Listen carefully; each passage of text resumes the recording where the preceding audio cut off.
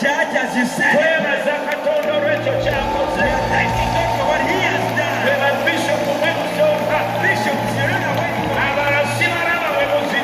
even others follow. Come on the restaurant,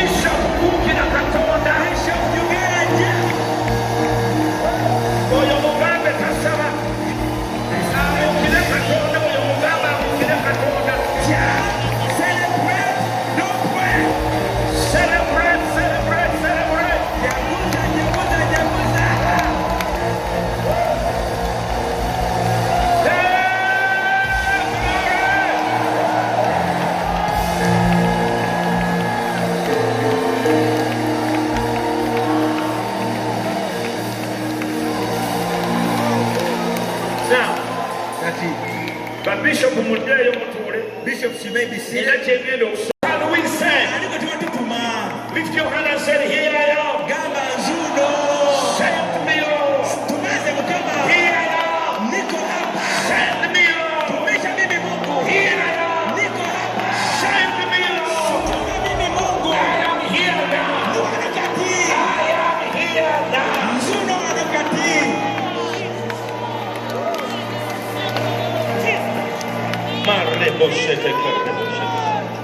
Ya rebo shata ya baka shata ya rabo sheke rebo shike rebo. Here I am, Lord. Here I am. Here I am, Lord. Here I am. I am here now. Don't hide anymore. Say I am here now. Now I've come. I'm here. Don't hide, Pastor. You've been waiting for. We've been waiting for. You are the one been missing. In Jesus' name. Glory, hallelujah.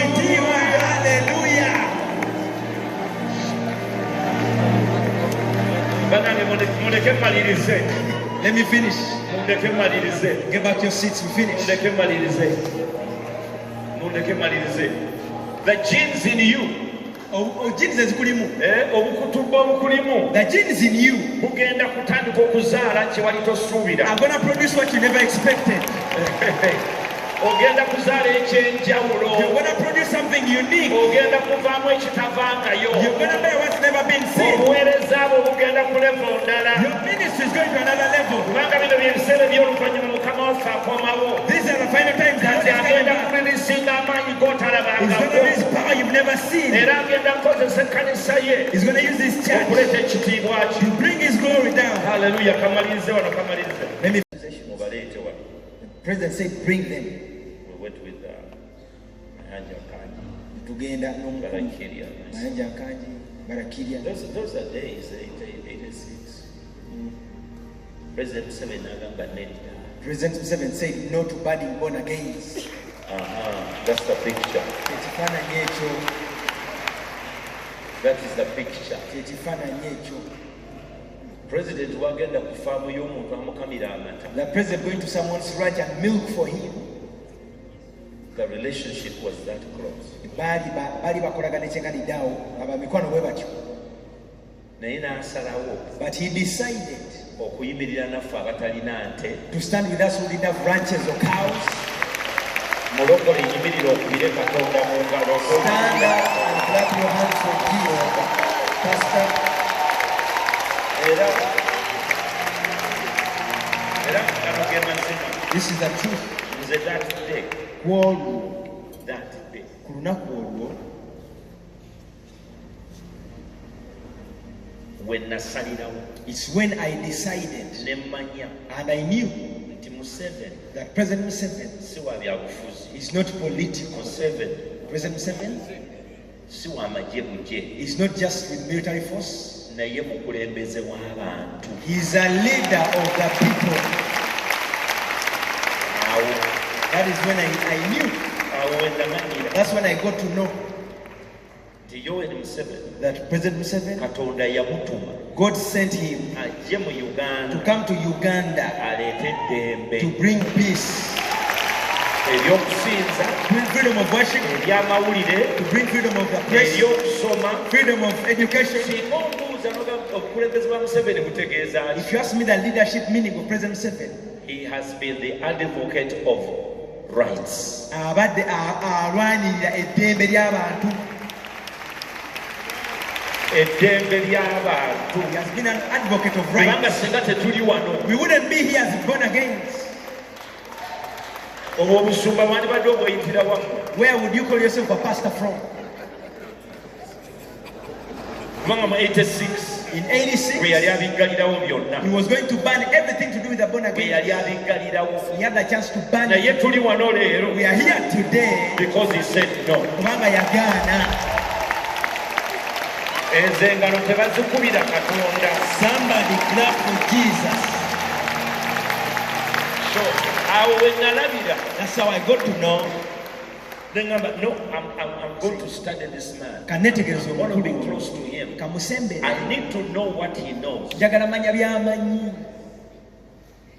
Because to defend a few thousands of people Okuwolereza abantu abatono mu nkumi batono when other religions are the majority, nga ddiini endala be bantu abasinga obungi. either God has spoken to you Kiina kubanga Katonda ayogedde naawe or you have a big heart for everyone. oba si kyolina omutima oyagala buli omu. I want you to stand up on your feet and clap your hands for President Museveni's big heart. Yimirira okubira omutima gw'omukulembeze w'eggwanga ogwagala ennyo. Big. Alina omutima omugazi.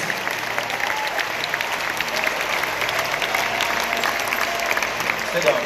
Tula So we were known as Liwempe. nga batumanyi ng'abeebiwempe. Then we moved. Ne tweyongerayo. Then there they say, no, these Balokole are everywhere, need to be organized. Ne bagamba abalokole bali buli wamu And then we had, beetegeke. because Uganda was just finished war, we Why needed Uganda? foreigners were coming in. Bamuntalo Some abagwira of them were misguided, others they were just messing up the country. nga bakyankalanya eggwanga So abamu. they had to issue an act of parliament called NGO, non-government organization. Oteekawo etteeka erya NGOs. Njagala ba Bishop Ahmed Bishop jangu naawe ekituufu kajijjula abategeera Mukama kyatukoledde. Atagenda kuzina mazina agenda kwesimbamu omuti gw'essimu tojje wano. If you're not gonna dance, don't come up. The church can operate as they want.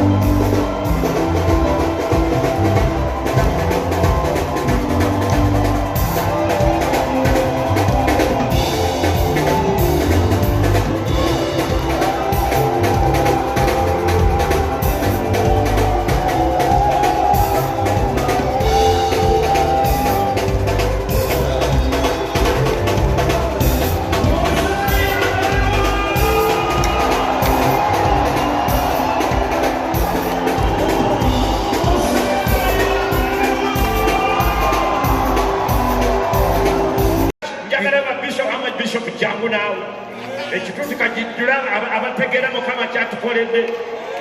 Atagenda kuzina mazina agenda kwesimbamu omuti gw'essimu tojja wano. If you're not going to dance, don't come up. The church can operate as they